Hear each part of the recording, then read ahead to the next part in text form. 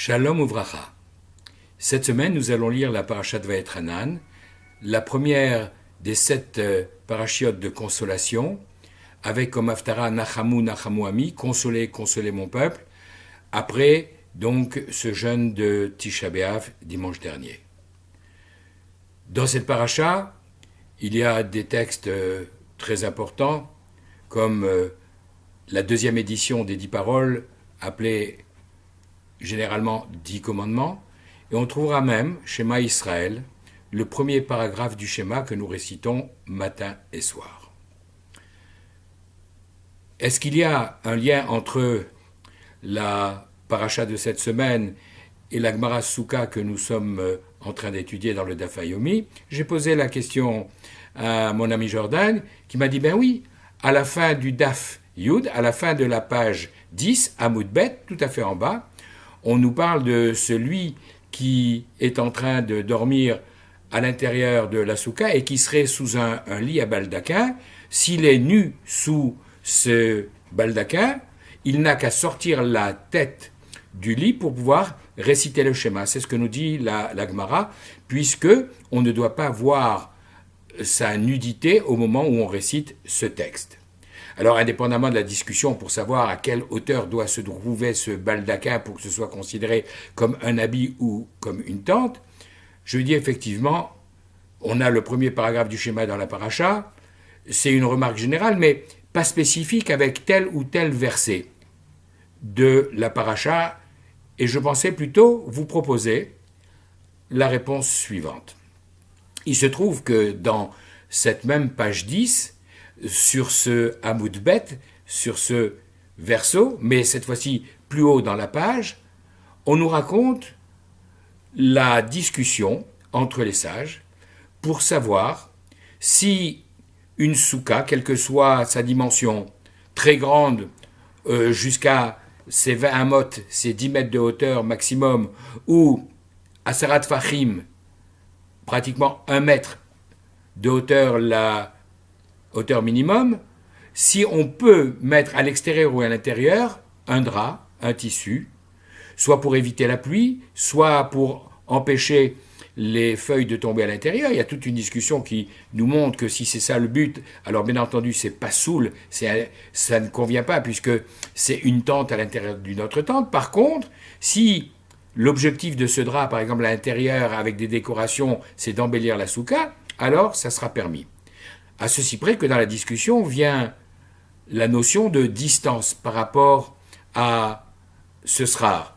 Alors qu'elle soit trop haute ou qu'elle soit limitée, trop basse, est-ce que ça risque de modifier la hauteur? C'est une discussion qui est rapportée dans la Gemara, mais à un moment, on nous dit que si la distance est supérieure à 40 cm, c'est-à-dire 4 fachim entre le srar et ce drap, alors, pour Rav Nachman, c'est encore tout à fait convenable, alors que pour les autres sages qui sont cités, Rav Chizda et Rav Ravuna, c'est pas soul, on ne peut pas l'utiliser comme souka. Et à l'appui de cette discussion, on nous rapporte l'anecdote suivante.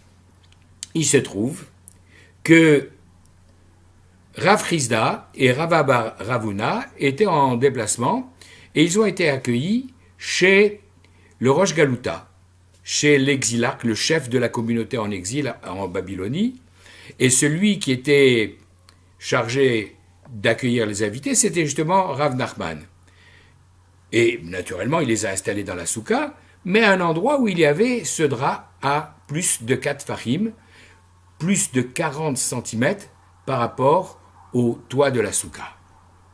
Et ils n'ont rien dit. Alors, peut-être avec un petit sourire narquois, Rav Nachman leur dit « Ah, messieurs, mes maîtres, vous avez changé d'avis, vous acceptez mon point de vue, et maintenant, vous acceptez de dormir ici, dans cette souka, malgré ce tissu à plus de 40 cm du srar, en la considérant comme cachère ?» Et les deux sages lui ont répondu non. La souka, nous n'avons pas changé d'avis, elle n'est pas cachère, mais comme nous sommes en mission, nous sommes des shluchim, nous sommes dispensés de l'obligation de dormir pendant ces 7 jours dans la soukha, et c'est la raison pour laquelle nous avons accepté sans dire mot, de dormir dans la soukha.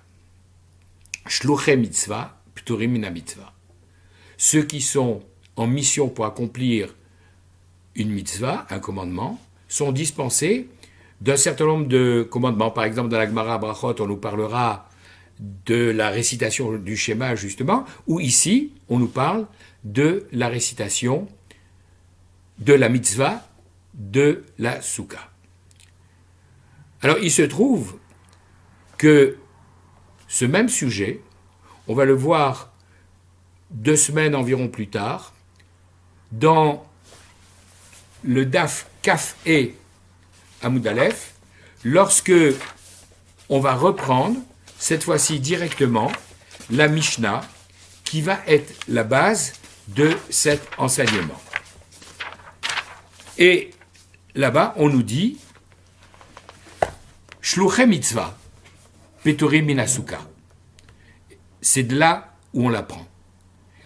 Ceux qui sont en mission pour accomplir une mitzvah sont dispensés de la soukha. Je saute la fin de la Mishnah et directement, la Gemara, quelques lignes plus bas, pose la question. Mena ane mile. D'où est-ce que l'on apprend cela? Et de répondre, des Tanour Rabanan, comme nous l'ont enseigné nos maîtres, Beshiftecha bevetecha, lorsque tu résideras dans ta maison. Au chapitre 6, verset 7 du Deutéronome, de Dvarim, dans la parasha de Vaetranan, dans la 6e montée que nous allons lire ce Shabbat, on trouve effectivement ce verset dans le premier paragraphe du schéma que nous récitons matin et soir, et qui nous dit Beshiftecha bevetecha, tu parleras de ces paroles de Torah, tu accompliras les mitzvot, les commandements auxquels tu es soumis, lorsque tu seras assis dans ta maison. Prat leosek be mitzvah. Ce qui en dispense, celui qui est déjà occupé à accomplir ailleurs une autre mitzvah. Et c'est la raison pour laquelle, effectivement, nos 2 sages ont dit à Rav Nachman, nous allons dormir dans cette soukha que nous considérons comme pas cachère, uniquement parce que nous en sommes dispensés de cette obligation, dans la mesure où nous sommes des shluchei mitzvah. À ce propos, puisque toute cette notion est débattue dans ce verset Vedibar Tabam, qui nous parle de l'obligation de parler en permanence de la Torah, je voudrais la relier à un autre sujet qui se trouve dans le livre de Josué, au chapitre 5, verset 13. Lorsque, après avoir livré bataille la veille et pendant toute cette journée, Yehoshua se trouve le soir et il voit venir en face de lui un ange. On nous dira qu'il s'agit de l'ange Michaël, mais au moment où il le voit arriver, il reconnaît que c'est un ange, mais il est surpris parce que à la main, il a une épée qui est dégainée. Et il lui posera la question, il lui dira, mais est-ce que tu es avec nous ou contre nous? Alanu ata im letzarenu. Est-ce que tu viens pour nous aider ou au contraire pour nous combattre? Et en réalité, la question que pose Yehoshua, c'est de savoir, puisqu'apparemment, compte tenu des circonstances et de la guerre que nous avions à livrer, nous avons négligé 2 commandements, celui d'offrir hier soir le korban atamid, le sacrifice perpétuel, et aujourd'hui, par la force des choses, d'étudier la Torah. Alors, pourquoi es-tu venu? Pour laquelle de ces 2 fautes? Et la réponse, dans les mots de l'ange, est Ata bati. C'est maintenant que je suis venu. C'est-à-dire, bon, quand vous étiez en train de livrer combat, d'accord, je comprends, c'est un cas de force majeure. Mais maintenant que la nuit est tombée, les combats ont cessé, vous n'avez plus aucune raison de ne pas étudier la Torah. Ce qui nous montre qu'effectivement, même quand on est soumis à l'obligation du mitzvah, dès que cette obligation cesse, l'obligation permanente d'étudier la Torah revient, comme on l'apprend dans ce verset que nous lirons ce Shabbat. Tu parleras de cette Torah, de ces paroles, aussi bien quand tu seras dans ta maison tranquillement que tu seras en chemin, en te levant, en te couchant et en te levant, en récitant donc tous ces textes, parce que tu dois les méditer jour et nuit. Shabbat Shalom, Kol Tuv ve'Hatzlacha.